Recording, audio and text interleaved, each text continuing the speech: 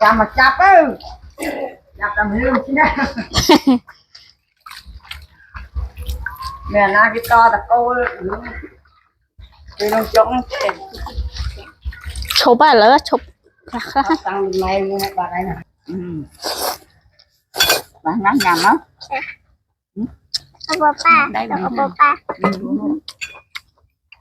ส่งใบให้พวกมันพอเนอะจ้าจะไปซื้อพวกไม้บางคนเนาะนี้ไอ้นั้นขยมจังเฟิร์นนมไปจงตึกประหกเลยนี่ขยมแต่ติงนมไปจงพวกมันพอนมจงเดือดพุ่มยมนั้นตักอะไรตัวเนาะนี้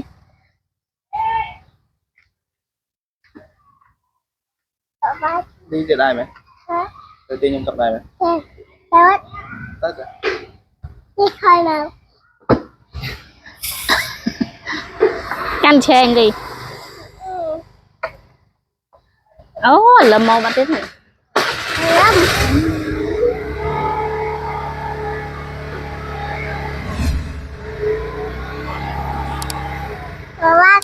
tà lên nhưng mà đau lại đừng chọt hái công an phốn tà thì chọn luôn anh bỏ dương chưa chập để cho sao có xanh mà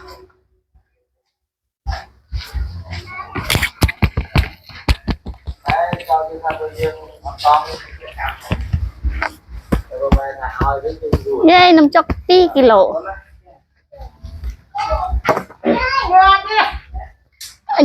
dạ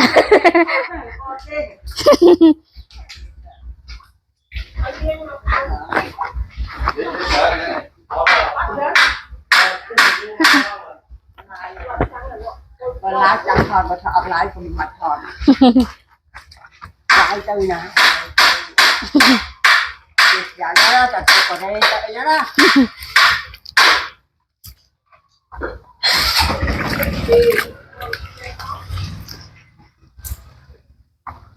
lý cho chạp bắt chạm mà chạm ơi chạm làm lương chứ nè mẹ na cái to là cô thì nó chống chụp à lỡ chụp tăng này bà đây nè mua lại nè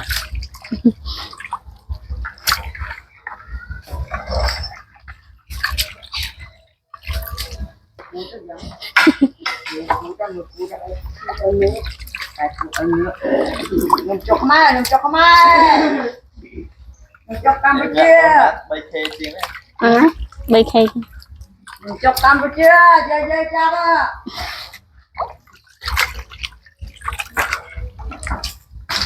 cái chặt cơm dây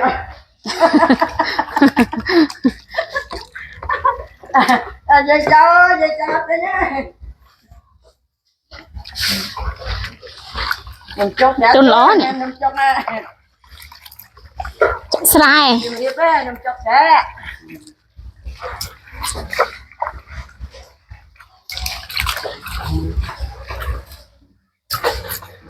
mình chọc con không của mẹ ha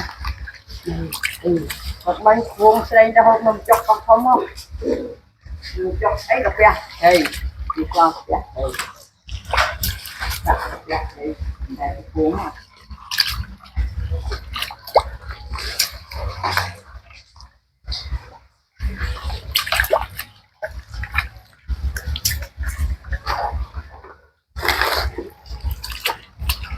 nào beli rele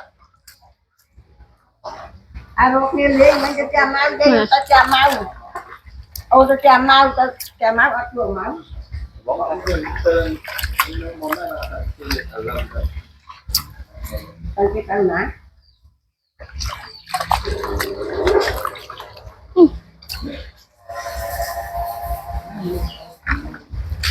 nó chầm lên ở tay dưới dây qua chuồng nhà mình nhà thôi chuồng nhà qua nó chuồng à con gì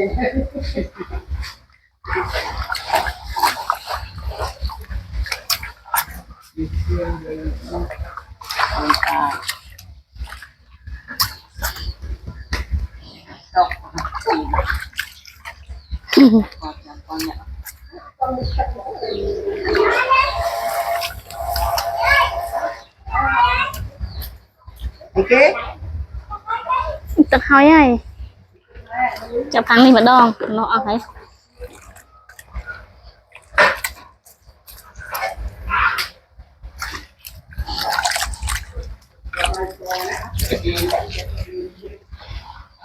hỏi bằng ăn đi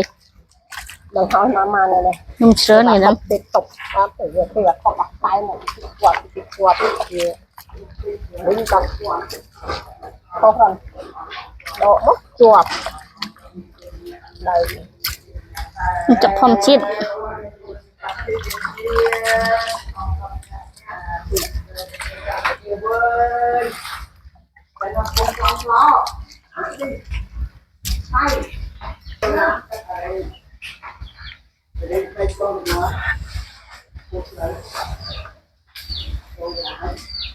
chọc sai bằng mang phone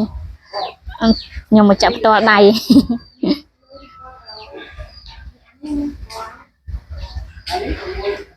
pi lỗ nhiều ông phải gì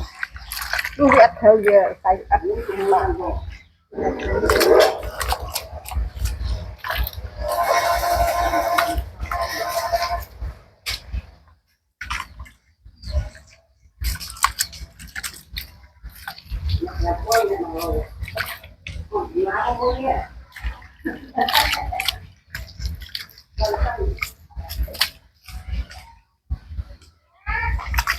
Dạ. Chụp thì chụp hai tàu à? Tao cũng nấu rồi.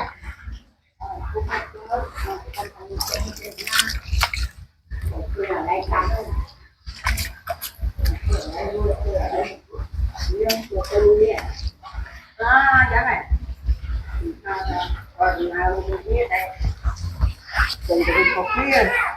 Dạ. Màu.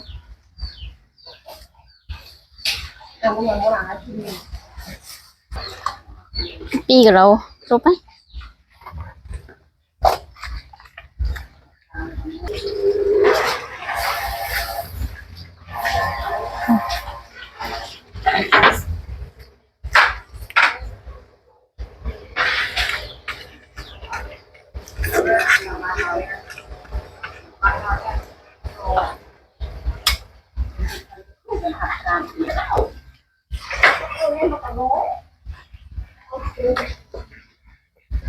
Xài vụt mà con xài mù đùng đùng thấy cái đàn nòng phèn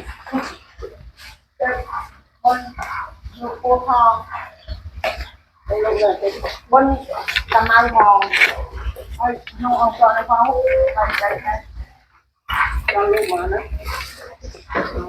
chào chào điệp xưa bông mai bông bông nong khné ngày nắng mà chụp nên nhưng mà đòn tiệt hái ngày nắng nhưng một phớ nó bị chóc tất là học lời ní nó bị chọc tập học chứ nó chọc tập học trend đây không mà bồn anh ấy trend đây được bao nhiêu nhóm không mà vốn trend đấy làm má ini khương khử đại dương vừa tập học nó không mà vốn miền học miền tập tây miền bị chen miền xài súp tầm so tầm bờ hôm mà té ông bờ tôm sco mai dừa nó bông mang phổn thì ní này bên tai bên này với miên spray cái đau tơ cuốn spray cái nhanh nhiệt bột rồi sọ ca khát nắng bông mang phổn lại với miên pan đắng hay ní mình chọc để nhung tên được nông phum nhung mình nó bông mang phổn đây nhung tự chập mình nhá nhung chập để to đai mỏ á phụ nhung thọp vừa đai chẳng á lấy nhung chập nó cũng mà phụ người bà nhung chập ta họ lấy nhung chưa làm bóng nhung chập đam cho trai từ liêng môn kế nè trai lấy nhung chập đam cho trai từ liêng lấy phụ mai vốn nhung chập đam liêng trai lấy chả đi trai nó nhầm liền mùi tắc mẹ năng ẩm bớt phục mang vốn nó mới bị cắt chít lùm ol vía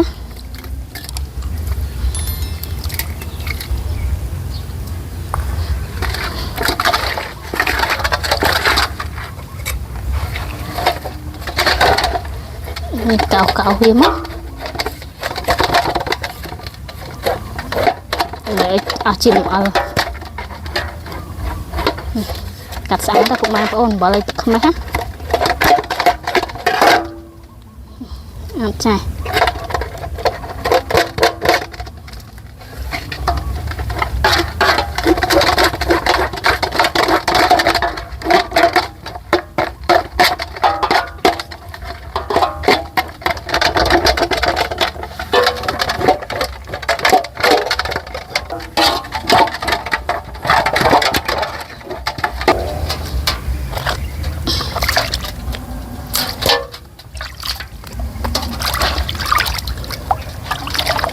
điền tập không hay làm bớt không mang bốn sạch cha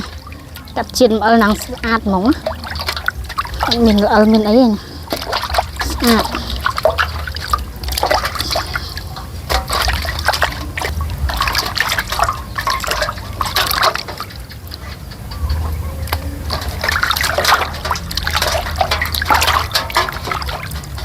chạm pin dài mất đây bằng phong trai dương lắm rồi dương ai khăn những cái đào sấn chăm dương đã trai trâu rồi khăn nhóm ăn cái đau hết bằng ai bốn rồi nhưng đã sạc hồi chỗ là bị chối hay nó cắt chẳng ảm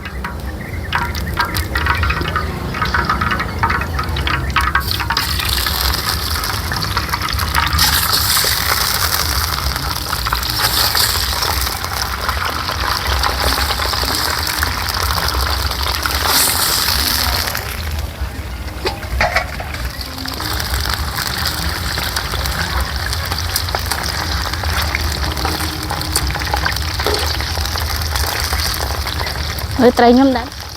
phong trào nâng tới cũng mang bốn hay dương chập đam được vừa mình lại chứ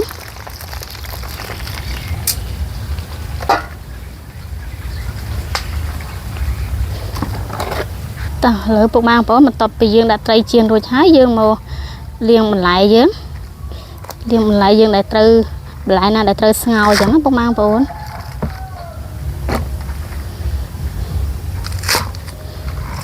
ตะกูนี่ก็ถือสงาได้พวกมาบนจะสอนนี่เอาเต้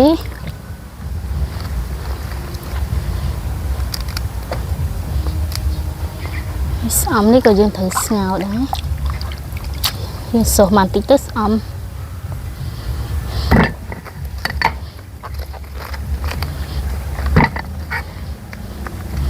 สเปกดับยังโยตามมาชง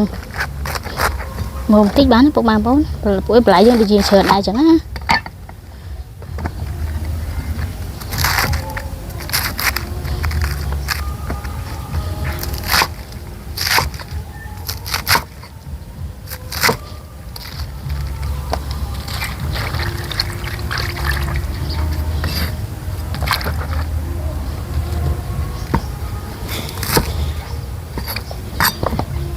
càng cả nào nít của dương thử ngầu đấy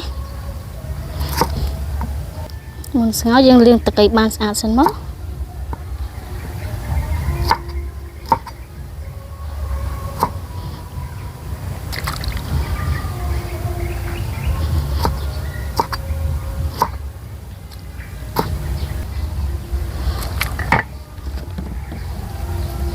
cô nít của dương thử ngầu đấy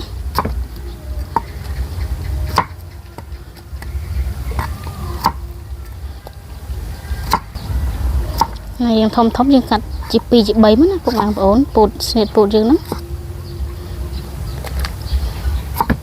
bây giờ số tới bây chặt nhìn tuần bây cái nhang với dương ọt sầu té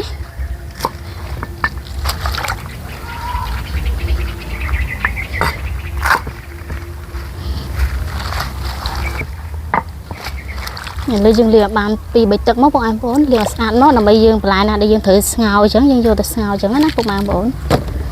lấy dương làm được rồi thấy dương vô từ liệt ăn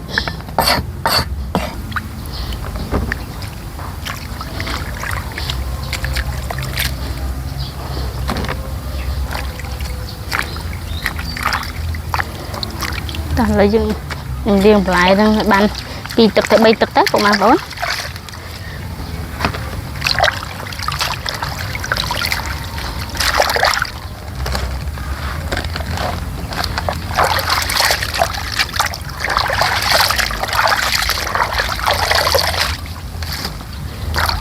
lưới tóc nhóm ăn pu hái nhóm chập nam đợi bình lại trôi mất đã nhiệt tốt hay đừng spray cái đáo hay đừng ca khăn nam á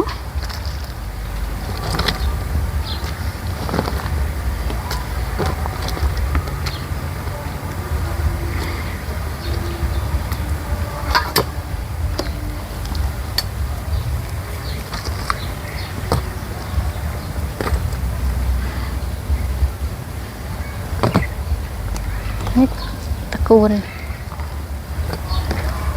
đặt cho mùi khi mất không mang vốn soi hiện tôn tính mất nắp không mang vốn lại dừng nắng ta cuốn trước soi phần năng bán hết không mang vốn và lùi về soi mà mớm xoang đã bên trái dừng mất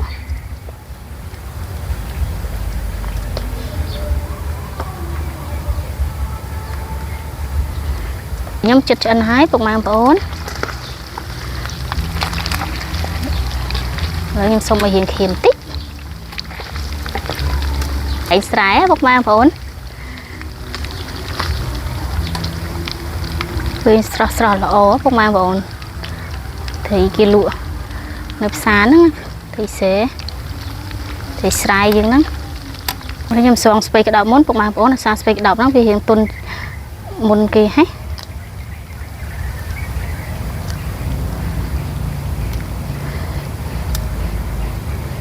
tuần buồn kia hết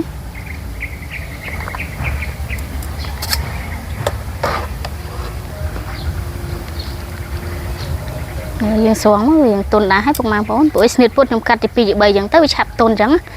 chẳng em xuống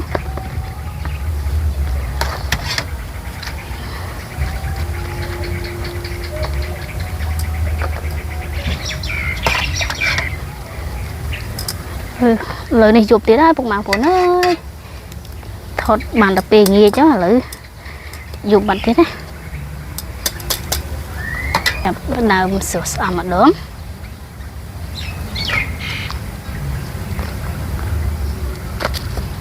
sửa phần nó bán hết còn bốn xong dư lắm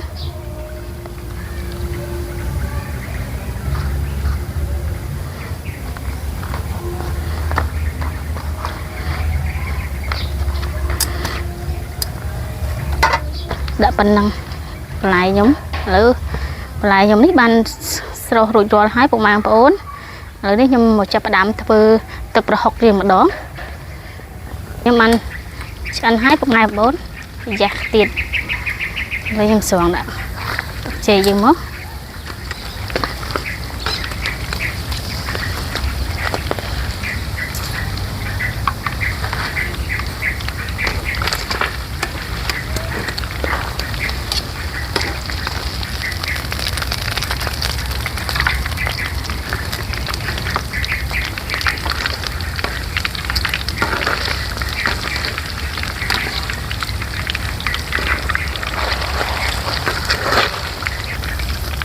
đó ăn hết ngoài vốn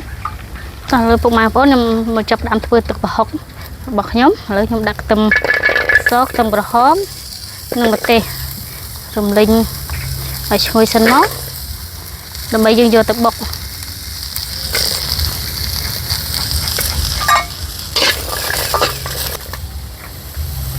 dương rùm linh ấy ngồi tính móc ngoài vốn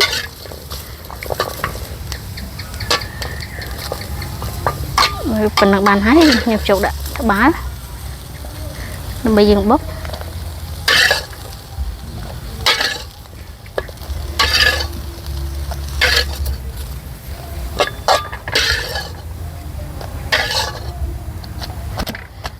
bọc lên mặt thịt nó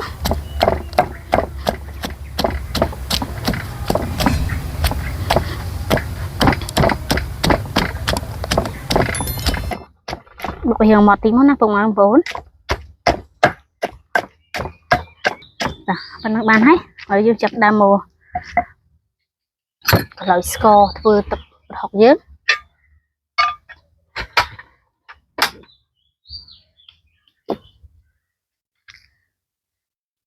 rồi nhưng đã score thành nào dớt bộ mang vốn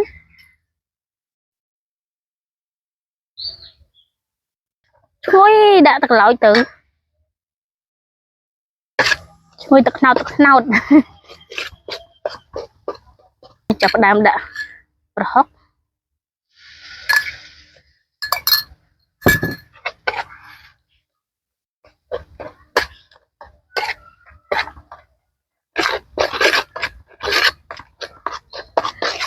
nhưng chọc đam đã thường là dương bột mà nhắn cùng ăn phốt đã mốt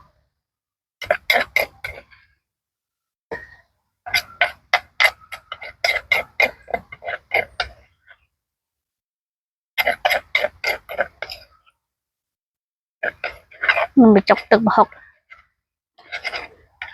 cây ở đây chọc đã xiêm riệp á đã vừa mới được chết đôi đã xiêm riệp ớt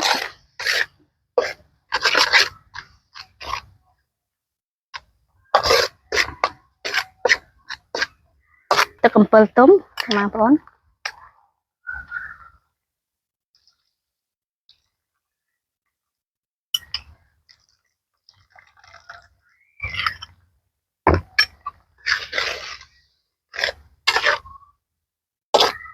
tục học nhom ní ban cho anh nuôi cho hái bột màng phốn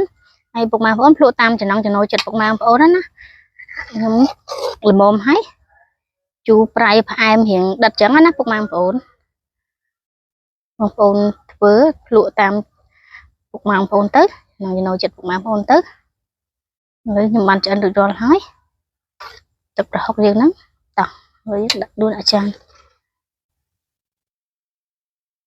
mẹ nghe mẹ gì nó con đó lấy bột màng phốn mà hôm nay mình chọc tục học cho mỗi nhóm này anh lấy nhom đã nhom chọc nó chắc chị mẹ đại lý lý mà vải bán á ai tuốt đại gì tuốt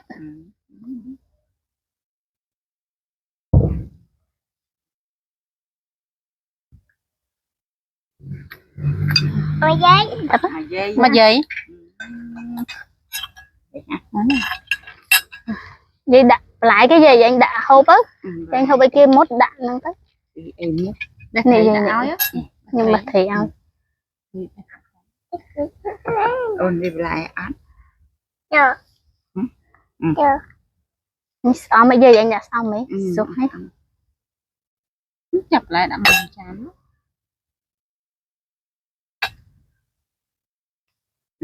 đã muộn con mẹ đại mẹ ăn mẹ ông ra mẹ đây mẹ ông đã ấm đã lì ông nhà mẹ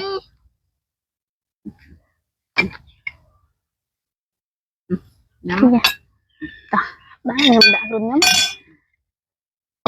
chế money cái dây sụp tự học ở dây sáng thì đã tích cận hộp sam dây đã đã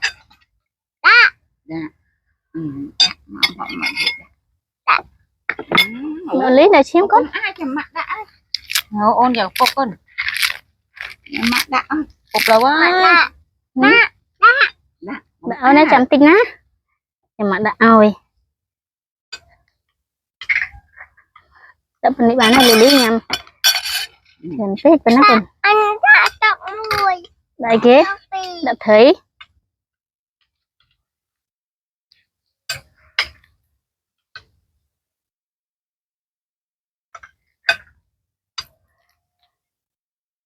em mới đi gì rồi nhầm sau tập học hiếu mama cha con cha đi chút ra giấy nhắm á phần năng máu cũng mang vốn mà cũng mang vốn mà hộp chùm mùi nhóm nằm chọc tập học thấy anh đầy cái ăn này mày ném bìm à bà ném bìm bà nó vào nè nè bố bà này nè bố bà này càn ta nó nha phụ mang vốn chu phải ai mua những đặc tính á trong ăn phở bà ngắm nhầm á Papa, Papa, xong bái trong ăn phở nữa bay nè. liếc ngay á rủa Thôi nè, nhắm ít rồi chứ thôi. Thôi chứ thôi.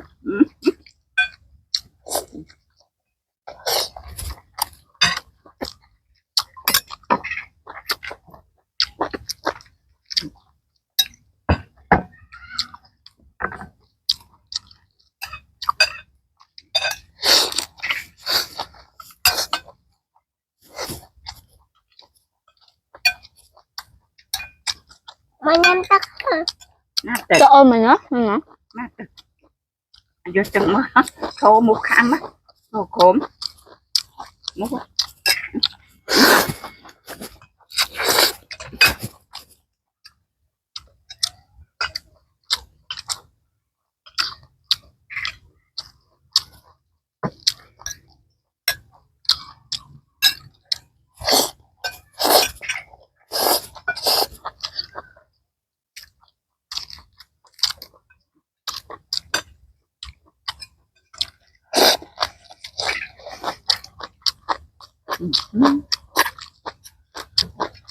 mới ốc mà gái mày nhá bụng mai bồn vậy đó tại tìm một điểm chẳng có chưa còn là hậu bây giờ cho nó Cho mình giờ bác. Cho mình nhớ. Cho mình nhớ. cho chuyện miêu trong một thời từ xiêm rìa bắp bụng mai bồn chọc tục rồi hỏng sao nhá trong tiệm riêng của anh cho tiệm riêng mà đã hay em xong xả vừa tàm chẳng á bụng mai bồn mình ấy hay người ta Quật nữa. trong này nè Quật. trong tiệm riêng trong này nè Tôi cho bây giờ.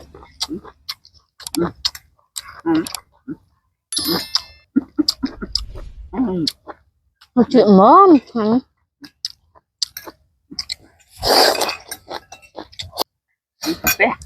Nè.